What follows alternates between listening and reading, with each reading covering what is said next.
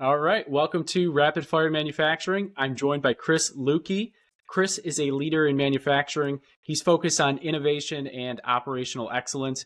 As the host of Manufacturing Happy Hour, he's built a community of industry leaders sharing practical insights and helping people grow their careers and businesses.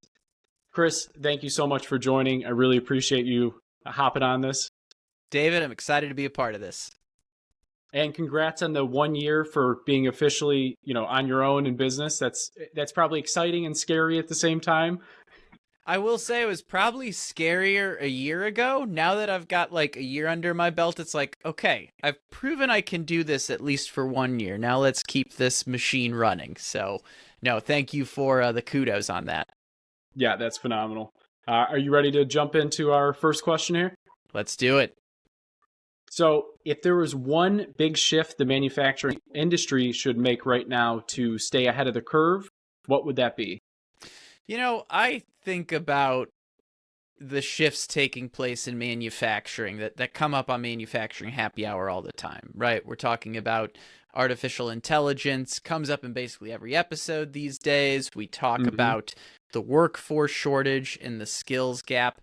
If I'm thinking of something that manufacturers need to do to stay ahead right now, it's genuinely empowering their people to make decisions. Because when I talk to folks on the podcast, one of the things I feel like I consistently come across is, yes, there's a labor shortage. Yes, it's hard to find talent. Yes, we're trying to find ways to adopt technology and get our people to adopt technology so that we can be better and stronger companies.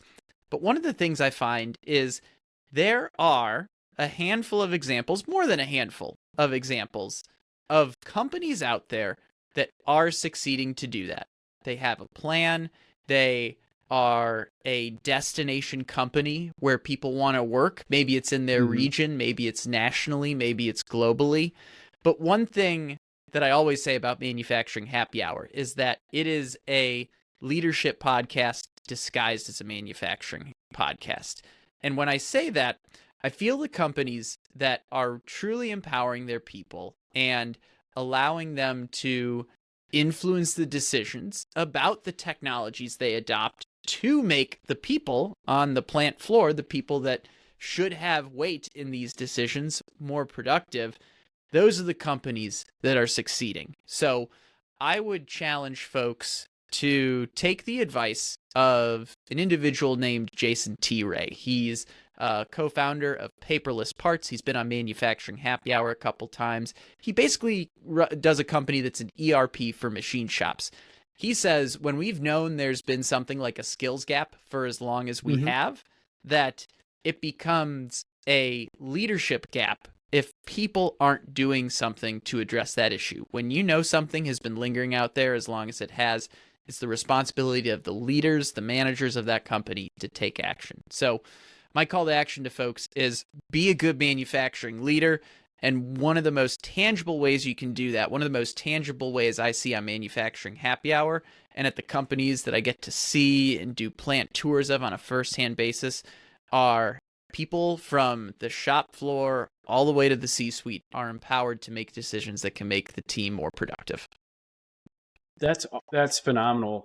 And actually, Jim Mayer kind of touched on that too. He's like, we author our own change. So when you give people to have that ability to change, that's right, you empower them, and it just creates a really healthy work culture, I feel like.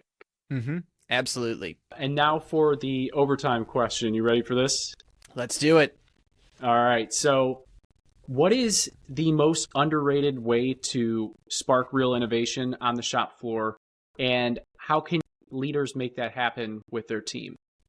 So I think it goes back to my first question a little bit with empowerment, because this is a story of a really creative way that a company was able to hire some great talent. So Bill Berrien runs a company called Pindell Global Precision. It's a machine shop in New Berlin, Wisconsin, just outside of Milwaukee.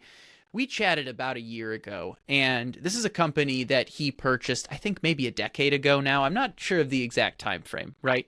But he's continued to build up the organization. And he told me a story of how his, I believe, third shift team members noticed someone on their janitorial staff that they contract out that was a real go-getter, just had the right service aspect, had the right attitude, aptitude to solving problems. And they said, hey, Bill, this feels like someone that would probably be good to have on our shop floor team. And it might seem like a third shift janitorial staff person is an odd spot to find talent, but they interviewed this person, brought them on board, they upskilled her.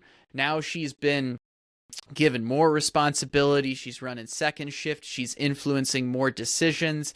So here's someone that has been hired, that has been empowered. And I would say largely because the team that identified her was given the opportunity to be creative with where they were looking for talent. So whether you're that team that's on third shift or whether you're the individual running the company, I would say that manufacturers need to be creative in terms of solving their problems. It's not always going to be hiring someone from the janitorial shift, from the janitorial staff, but be looking for talent and be looking for solutions in places you might not have expected to look before. Yeah, that's an interesting story. I really like that. And I'm sure you've run into people on the street too, where you're like, this person just has something about them, their energy, their attitude, their aptitude. Like, if we're able to identify those people, I mean, we should be inviting them into some of our jobs, right? So it comes down to, giving your workforce that, hey, if you see someone that resembles our culture that you would, could see working here, please reach out to them, have them interview. Like, you start giving that workforce that, I don't know, the capability to really bring more people into manufacturing. Yep, and I would say it's not just the workforce being able to look for those people, it's the leaders of the companies that need to be creative and thinking about doing things differently than they have in the past if they're going to win the war on talent, if they're going to implement Industry 4.0 across their enterprise or their business and really leverage digital transformation as a strategy where you're leveraging the data that's out on the plant floor. It's not just people, it's also the data and the processes and the technology behind it as well. That's a great point to bring up. Yeah, and what would you say for new people trying to come into the industry? What advice would you give them? Because I know we're really trying to draw people in. What would be your biggest piece of advice to give them? Yeah, I would, for folks entering the industry, I would say the world's your oyster right now.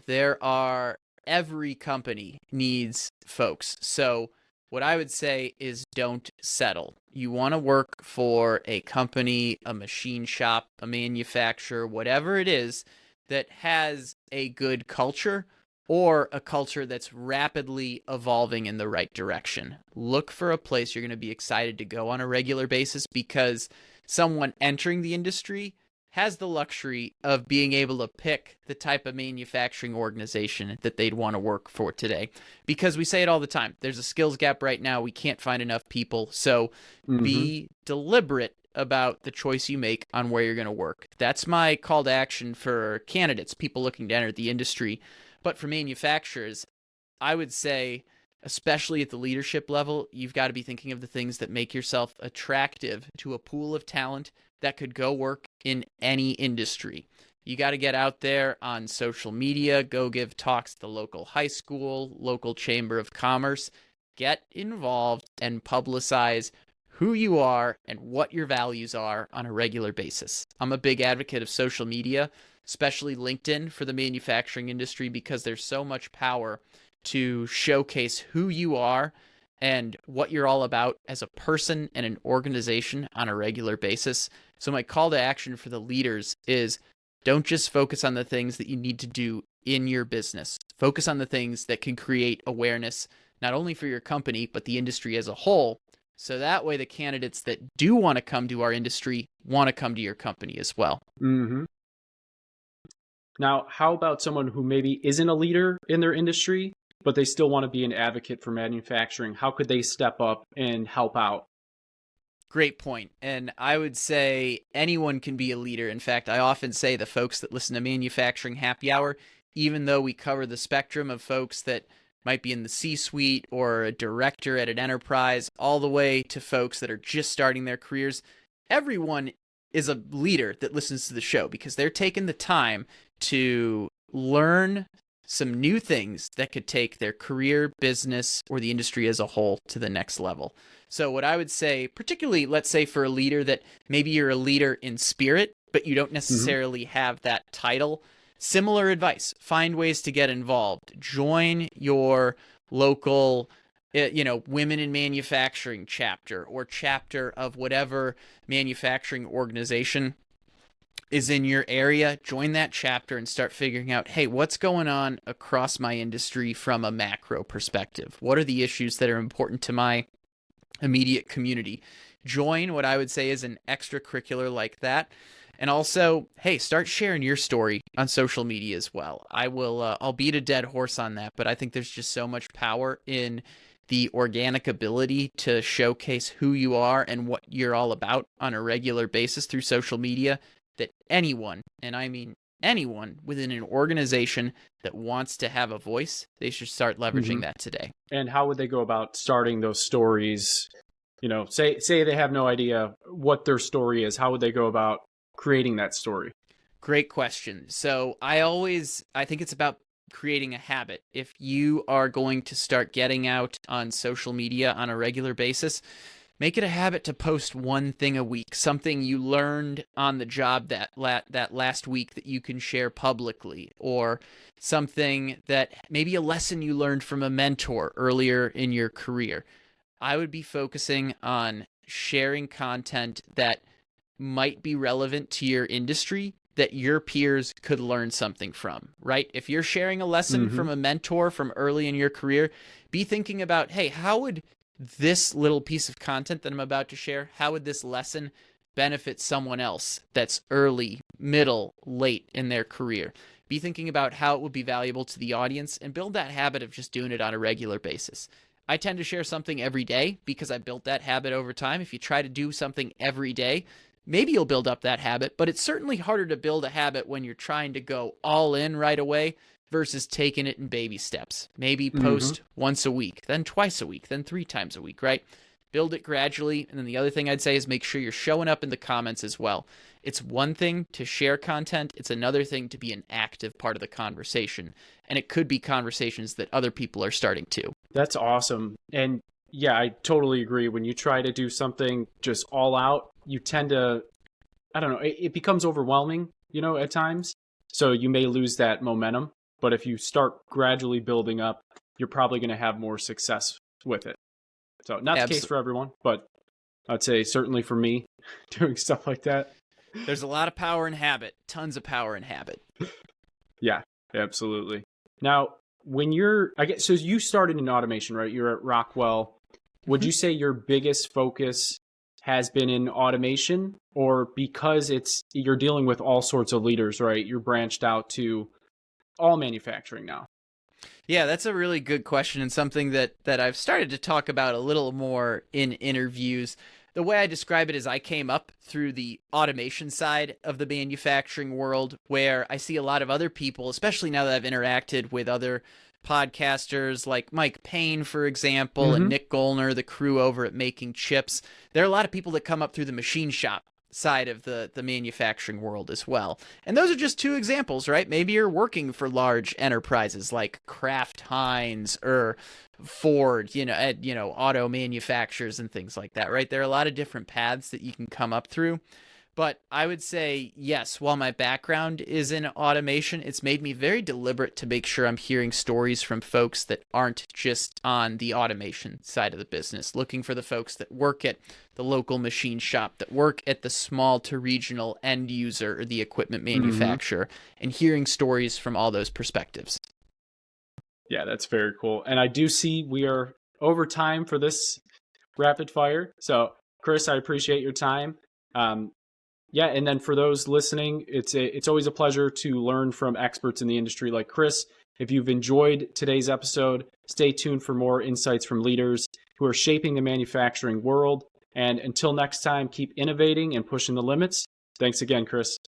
Absolutely. Thanks for the insightful questions, David. Talk soon.